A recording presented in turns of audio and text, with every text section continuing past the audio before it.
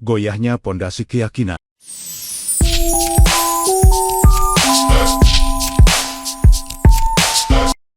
Sore itu, Hakan pulang dengan kepala berat. Hasil pretesnya, yang selama ini ia yakini akan ia lewati dengan aman, sangat mengecewakan. Hakan melangkah keluar ruangan dengan kepercayaan diri yang nyaris hilang. Ia telah menghitung berbagai kemungkinan, memperkirakan hasil, bahkan sempat membayangkan angka yang akan ia lihat di akhir. Prediksinya terasa jelas, terlalu jelas. Ketika hasil diumumkan, matanya berhenti pada satu titik. Skornya sangat jauh di bawah ambang batas minimal. Hakan menatap angka itu lama, namun tanpa disertai kekecewaan. Dia takut. Untuk pertama kalinya, ia meragukan dirinya sendiri. Selama ini, ia yakin bahwa dengan membaca pola, ia bisa mengantisipasi hasil.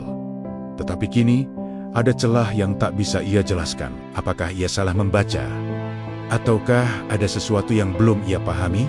Ia menjadi realistis, menyadari sesuatu yang selama ini ia tutupi dengan kepercayaan diri semu. Ia bisa menebak hasil, tetapi tidak selalu mampu memahami alasan. Prediksinya sering benar. Tetapi ketika soal menuntut pemahaman mendasar tentang struktur bahasa, logika matematika, atau asumsi tersembunyi, ia berkali-kali terpeleset. GMAT bukan sekadar soal cepat dan cerdas. Ia adalah ujian cara berpikir yang dibangun bertahun-tahun, gumamnya dalam hati. Dan disitulah, Hakan melihat lubang besar dalam dirinya. Ia tumbuh dengan kecepatan, bukan pondasi. Ia terbiasa melompati tangga, bukan menaikinya satu persatu. Bahasa Inggrisnya cukup untuk memahami konteks, tetapi rapuh saat diuji struktur. Matematika dasarnya cukup untuk menghitung, tetapi goyah ketika diminta menjelaskan mengapa. Ketika berlatih soal kuantitatif, jawabannya sering sudah ada di kepalanya. Kadang bahkan sebelum soal selesai dibaca, Hakan tahu kemana arah pertanyaannya. Ia tahu apa yang diminta, tahu jebakan yang dipasang, dan tahu jawaban mana yang seharusnya benar. Tetapi setiap kali pensilnya menyentuh kertas, kepalanya justru terasa penuh. Angka-angka saling bertabrakan, langkah-langkah berputar tanpa ujung, dan waktu mengalir terlalu cepat. Ia pusing sekaligus bingung. Hasil perhitungannya selalu tersedia di pilihan ganda, tapi ternyata jawabannya seringkali salah. Alhasil, ia merenung lebih sering dan lebih lama dari sebelumnya. Apakah karena diriku membenci matematika? Ujarnya dengan suara kecil, sembari menatap buku di depannya. Memang Hakan menghindari angka sejak lama. Merasa selalu tertinggal, selalu salah langkah. Ia teringat kelas-kelas di sekolah. Rumus diberikan tanpa alasan, soal diselesaikan tanpa konteks. Ketika bertanya kenapa, jawaban gurunya selalu sama. Pokoknya begitu. Sejak saat itu, angka baginya bukan alat berpikir, melainkan beban. Hal ini diperburuk dengan keyakinan Hakan sebelumnya, bahwa dia tidak perlu terlalu pintar di angka untuk sekedar hidup. Pikirannya kembali menjelajah tentang kemungkinan gagal, tentang kenyataan bahwa dunia tidak memberi ruang bagi mereka yang setengah siap. Ia tidak tahu apakah pilihannya benar. Yang ia tahu hanya satu. Ia tidak boleh gagal, bukan karena ambisi semata, melainkan karena kegagalan baginya bukan sekedar nilai rendah.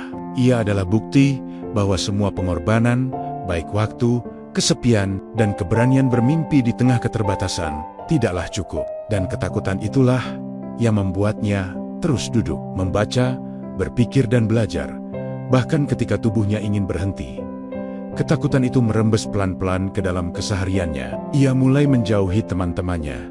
Ia takut terganggu, takut lengah, takut satu percakapan ringan membuatnya kehilangan jam belajar yang berharga. Ia menolak ajakan bercanda, menghiraukan obrolan kosong, dan pulang lebih cepat dari biasanya. Seringkali, ia berpikir itu akan membuat teman-temannya menganggapnya angkuh. Tapi demi mimpi yang besar, ia siap menanggung risikonya. Di kamar sempitnya, buku-buku terbuka hingga malam mulai menyelinap. Ia mengulang dasar-dasar keilmuan yang dulu ia anggap remeh. Pecahan, logika, struktur kalimat, semuanya ia bongkar tanpa belas kasihan. Di titik itu, Hakan belum memahami sepenuhnya apa yang sedang terjadi. Ia hanya merasakan bahwa semakin ia mendekati masa depan yang ia bayangkan, semakin semesta mengujinya dengan cara yang tak pernah ia prediksi sebelumnya. Dan justru di sanalah, tanpa ia sadari, kemampuannya sedang ditempa. Bisa jadi, Dia tidak ditakdirkan untuk senantiasa menebak masa depan dengan tepat, tetapi untuk bertahan menghadapi kemungkinan terburuk darinya.